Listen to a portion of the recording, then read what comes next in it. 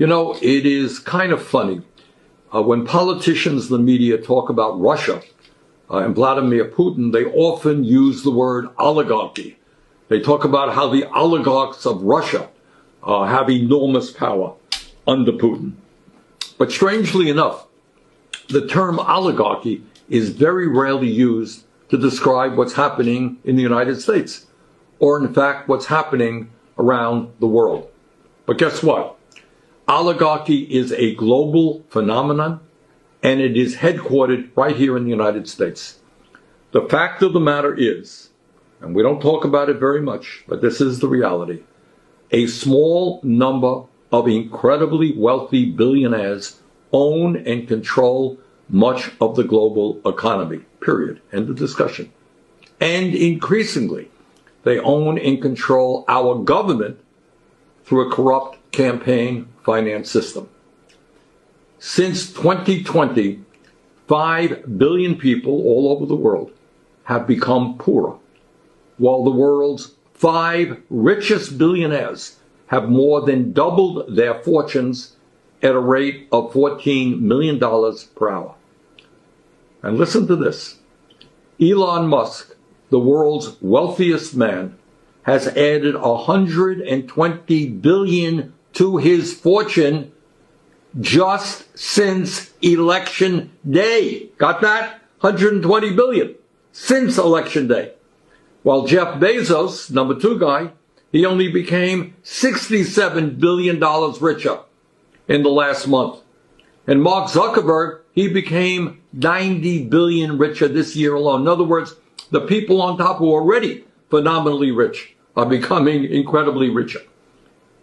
Over the past decade, the wealthiest 1% of the global population amassed $42 trillion in new wealth, while the wealth of the bottom half of society barely budged.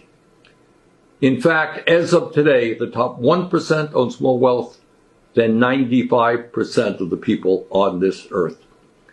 Outrageously, the wealthiest people in the world are stashing up to $32 trillion in offshore tax havens like the Cayman Islands in order to avoid paying their fair share of taxes to governments all over the world.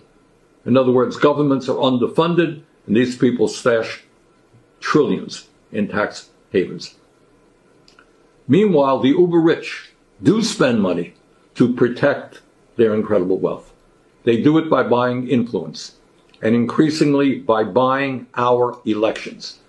Billionaires in the United States are 0.0005% of the population. That ain't a lot of people. Yet they accounted for 18% of 2024 electoral spending. Tiny number of people spending huge amounts of money to buy elections. Just 150 billionaire families spent nearly $2 billion to buy our recent elections. Elon Musk alone spent at least $277 million to back Donald Trump. How's that? One guy, $277 million. And we saw the results of that investment working pretty good for him. The major defense contractors spent over $38 million this election cycle. And you know what? They're going to have $1 trillion military budget with enormous amounts of waste and fraud in it. And AIPAC, a billionaire-funded super PAC, spent over $100 million to defeat members of Congress who are critical of the extremist right-wing Netanyahu government in Israel and the horrific war they are waging in Gaza. My friends, you don't have to be a PhD in political science to understand that this is not democracy. This is not one person, one vote. This is not all of us coming together to decide our future. This is oligarchy. In my view, this issue of oligarchy is the most important issue facing our country and the world because it touches on everything else. It touches on climate change, touches on healthcare, touches on whether or not working people are going to have a decent standard of living, touches on whether or not we can eliminate poverty.